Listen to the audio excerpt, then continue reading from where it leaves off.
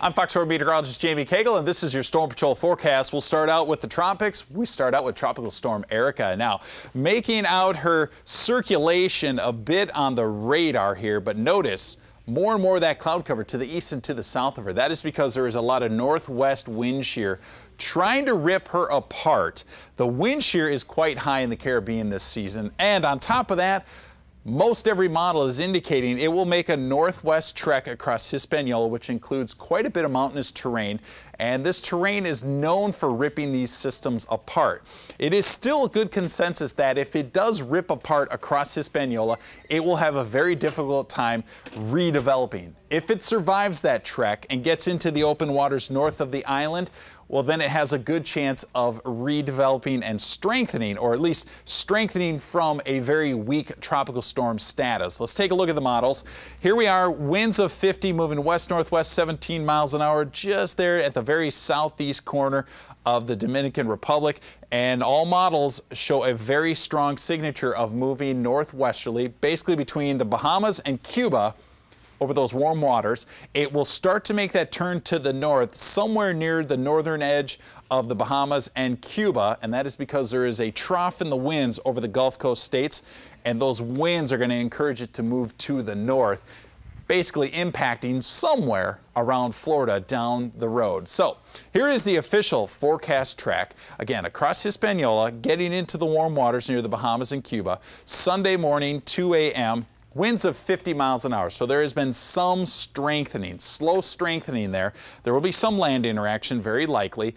Now it makes that turn to the north. We'll stop at Monday, 2 a.m., basically at the southern tip of Florida or over the Gulf or Atlantic waters there. Winds of 60 miles an hour, and then pressing north and somewhere over the peninsula. Again, it does include the Gulf waters. It does include the Atlantic, and those winds will gradually die down. Now, if it is a very weak storm, a weak tropical storm, it'll favor movement to the west.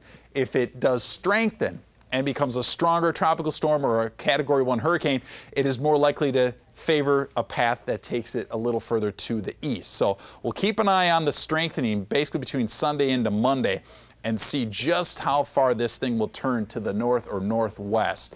Still some question as to where we'll have direct impact around Florida, and that has been the case for the past several days. Now, back to southwest Florida and your day part forecast. Really a low chance of rain through the morning into the early afternoon. Once we get to about 3 o'clock, more showers and thunderstorms coming our way. Right now this morning we've had some light rain around Collier County.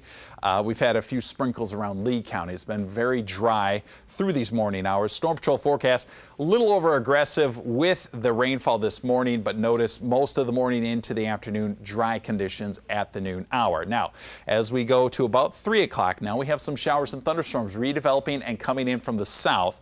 They will be a bit strong.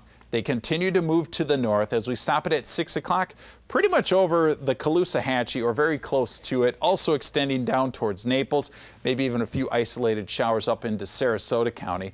Those thunderstorms continue moving north, quite a bit of strength to them, and then lingering close to our coastline and over the Gulf waters. So even at 9, 10, 11 o'clock tonight, we may still have thunderstorms around our coastal area and over the Gulf waters. Things should quiet down after that. A lot of upper 80s, partly and mostly cloudy skies, the scattered rain, especially the second half of your afternoon into the evening tonight. Decreasing clouds overnight with mid-70s, and we'll take a look at the 7-day forecast. For Saturday, for Sunday, mostly cloudy. Your typical afternoon showers and thunderstorms. Once we get to Monday, Tuesday, and Wednesday, this here is all impacted by the strength and the path that Erika takes. Likely we are going to be mostly cloudy. Likely we are going to have some rain, but depending on the path that Erika takes, it could be rather heavy rainfall or it could be a more typical afternoon for us. A lot to be determined there in the early parts of your work week. That is your Storm Patrol 4 weather forecast.